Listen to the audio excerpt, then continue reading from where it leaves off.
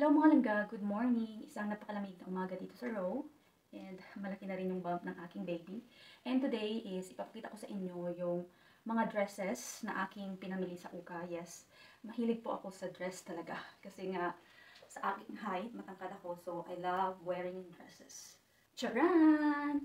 This is all the items that I got from Ukay. Then yung mga presyo nito is, i-convert ko siya sa peso. Mga 45 or 50 pesos. And madami-dami rin to kasi ilang balik din ako sa Ukay.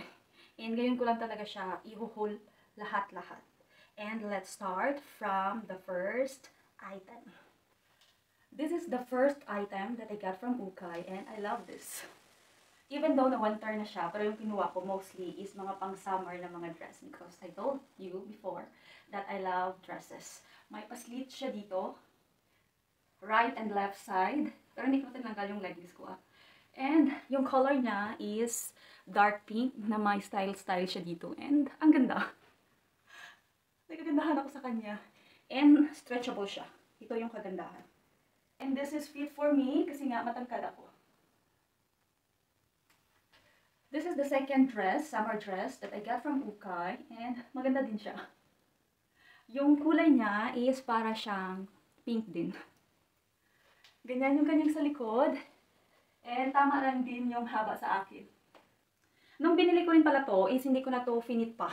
Hindi kasi ako mahilig talaga mag-fit ng mga damit na binibili ko. Dito na talaga sa bahay after ko siyang malaban ng bonggang-bongga. This is the third items that I got. It's the same. It's a summer dress. And ang ganda din niya. Yung haba niya is tama lang din sa akin. Yan yung sa likod. Wala siyang paslit.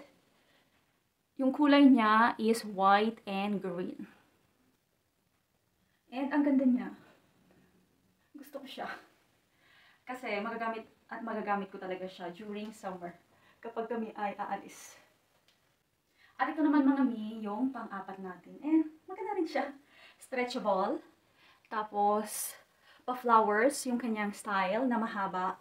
Yung kanyang manggas. Pwede rin siyang pang leggings, na lagyan mo ng leggings, and pwede rin hindi. Number 5 items, and ang ganda din niya.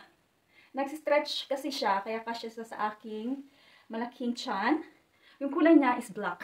This one is a party dress. Kapag pupunta ka sa mga occasion, mga pabunggahang occasion, pwede mo siyang masuot. Tapos, ito yung kanyang style dito sa taas. Pa-flower din. Ay, ang ganda niya. In fairness. Gusto ko rin siya. Yan yung sa likod niya. Yung haba is okay lang din sa akin. Kasi sabi ko nga sa inyo is matangkad ako. Kapag pupunta kami sa party ng aking asawa, is magagamit ko talaga siya. Ang sexy naman may dito. Char! This is items number 6. Diba ang cute niya? Pero, hindi ko lang siya masalas sa likod. Kasi nga, diba malaki na yung aking tiyan. Pero, maganda siya. And of course, bulaklakin pa rin yung kanyang style na may paganito. Tapos dito is, ang dami niyang bulaklak na style and yung haba is, tama lang din sa akin. Ay, yung bongga.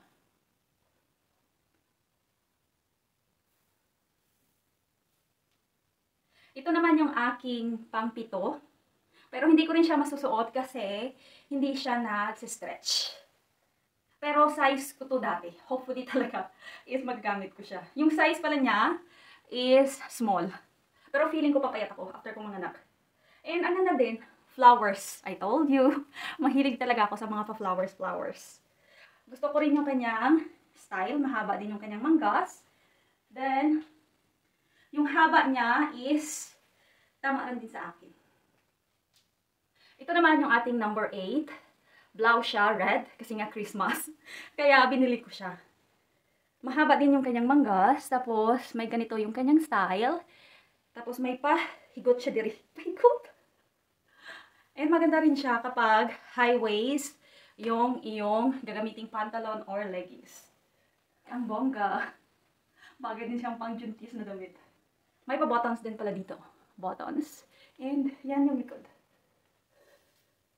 Stretchable din pala siya.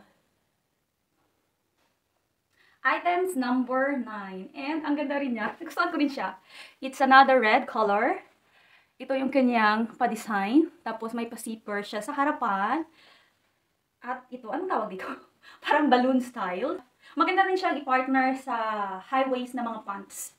And kapag buntis ka, maganda rin pala siya. This is items number 10. Itong pang summer na pants. Bulaklakin din yung kanyang style. Sabi ko sa inyo, mahilig ako eh.